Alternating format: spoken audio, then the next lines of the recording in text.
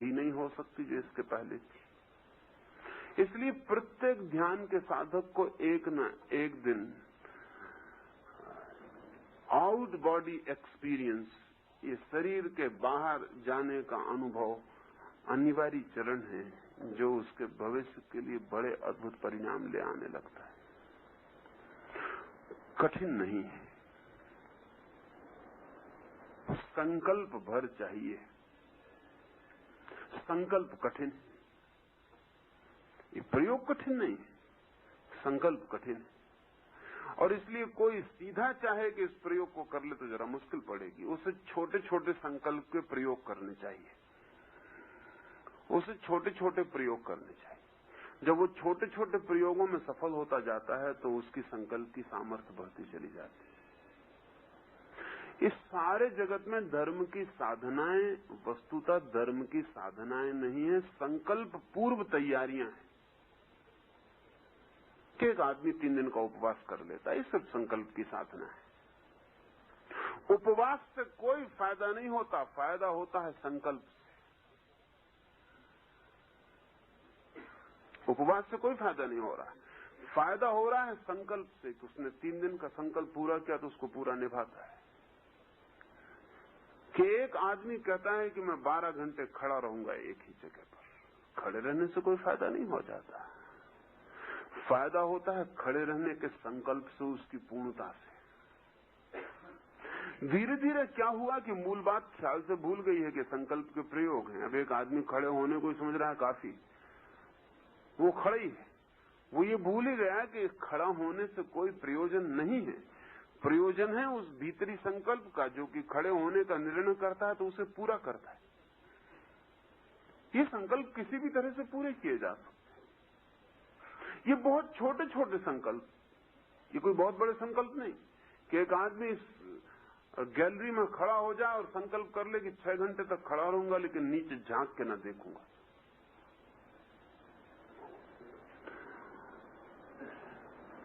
तो भी काम हो जाएगा। सवाल ये नहीं है कि नीचे झांक के नहीं देखने से कोई फायदा होने वाला है। सवाल ये है कि उसने तय किया, वो उसे पूरा कर रहा है।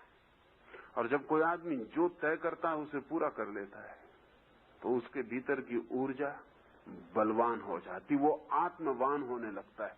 उसे लगता है कि मैं ऐसा हवा के झोंकों पर डोलता हुआ कुछ नहीं हूं। उसके भीतर एक तरह का क्रिस्टलाइजेशन, उसके भीतर कुछ क्रिस्टल बनने शुरू हो जाते हैं। उसके व्यक्तित्व में पहली दफा कुछ बुनियादें पड़नी शुरू हो जाती। बहुत छोटे छोटे संकल्पों का प्रयोग करना चाहिए और छोटे छोटे संकल्पों से ऊर्जा इकट्ठी करनी चाहिए। और हमें जिंदगी में बहुत मौके हैं। आप कार में बैठे जा रहे हैं, आप इतनी संकल्प कर ले सकते हैं कि आज मैं रास्ते के किनारे लगे बोर्ड नहीं पढ़ूंगा, इससे किसी का कोई हर्जा नहीं हुआ जा रहा, इससे किसी का कोई नुकसान फायदा कुछ भी नहीं हो रहा है, लेकिन आपके संकल्प के लिए मौका मिल जाएगा और किसी को कहने की भी कोई जरूरत नहीं। यह आपकी भीतरी यात्रा है कि आप कहते हैं कि मैं ये नहीं पढ़ूंगा आज जो किनारे पर बोर्ड लगे हैं, और आप पाएंगे कि आधा घंटा कार में बैठना व्यर्थ नहीं गया।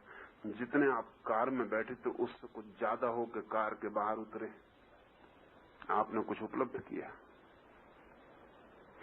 जबकि आप ऐसे भी बैठ के कुछ भी खोते। ये सवाल बड़ा नहीं है कि आप कहां प्रयोग करते हैं। मैं उदाहरण के लिए कह रहा हूं, कुछ भी प्रयोग कर सकते हैं। जिस प्रयोग से भी आपके संकल्प को ठहरने की सामर्थ्य बढ़ती हो उसे आप कर सकते हैं। ऐसा छोटे छोटे प्रयोग करते रहें। अब एक आदमी को हम कहते हैं ध्यान में कि 40 मिनट आंख ही बंद रखो, वो 3 दफा उसमें आंख खोल के देख लेता है बीच। अब यह आदमी संकल्पहीन है, आत्महीन। आंख बंद करने का बड़ा फायदा और नुकसान नहीं है, लेकिन 40 मिनट तय किया तो ये आदमी 40 मिनट आंख भी बंद नहीं रख सकता, तो और इससे बहुत आशा करनी कठिन। इस आदमी से हम कह रहे हैं कि 10 मिनट गहरी श्वास लो, वो 2 मिनट के बाद ही धीमी सांस लेने लगता है। फिर उससे कहो गहरी सांस लो, फिर 1-2 गहरी सांस लेता है, फिर धीमी लेने लगता है। आत्मवान नहीं। 10 मिनट गहरी सांस लेना कोई बड़ी कठिन बात नहीं है। और सवाल ये नहीं कि 10 मिनट गहरी सांस लेने से क्या मिलेगा कि नहीं मिलेगा। एक बात तय है कि 10 मिनट गहरी सांस के संकल्प करने से ये आदमी आत्मवान हो जाएगा, इसके भीतर कुछ सघन हो जाएगा, ये किसी चीज को जीतेगा, किसी रेसिस्टेंस को तोड़ेगा। और वो जो वेग्रेंट माइंड है, वो जो आवारा मन है, वो आवारा मन कमजोर होगा, क्योंकि उस मन को पता चलेगा कि इस आदमी के साथ नहीं चल सकता, इस आदमी के साथ जीना है तो इस आदमी की माननी पड़ेगी। और जब आप रोज कार में बैठ के निकलते हैं, हो सकता है आप कभी बात के बोर्ड ना पढ़ते हो, लेकिन जिस दिन आप तय करेंगे कि आज बोर्ड नहीं पढ़ना, उस दिन मन पूरी तरह कोशिश करेगा कि पढ़ो, क्योंकि मन की ताकत आपके संकल्पहीन होने में निर्भर है। आपका संकल्पवान होना, इधर मन की मौत है। विल जितनी मजबूत उतना मन मुर्दा, मन जितना मजबूत संकल्प उतना छीन। तो वो रोज कभी नहीं कहता था, क्योंकि रोज आपने उसको चुनौती न दी थी। आज ये भी उसके लिए चुनौती का सवाल है। वो 1000 बहाने खोजेगा। वो कहेगा तो देखना बिल्कुल जरूरी था इसलिए देखा। वो कहेगा इतने जोर की आवाज आ रही, दंगा फसाद हो गया, जरा तो बाहर देखो कि क्या हो रहा है। वो भुलाने की कोशिश करेगा, वो दूसरी बातों में लगा लेगा ताकि आपका ये ख्याल भूल जाए और आप एक दफे बाहर झांक कर देख लें और बोर्ड पढ़ लें। सारा उपाय करेगा। ये ऐसा ही है। हम मन के साथ ही जीते हैं। साधक संकल्प के साथ जीना शुरू करता है।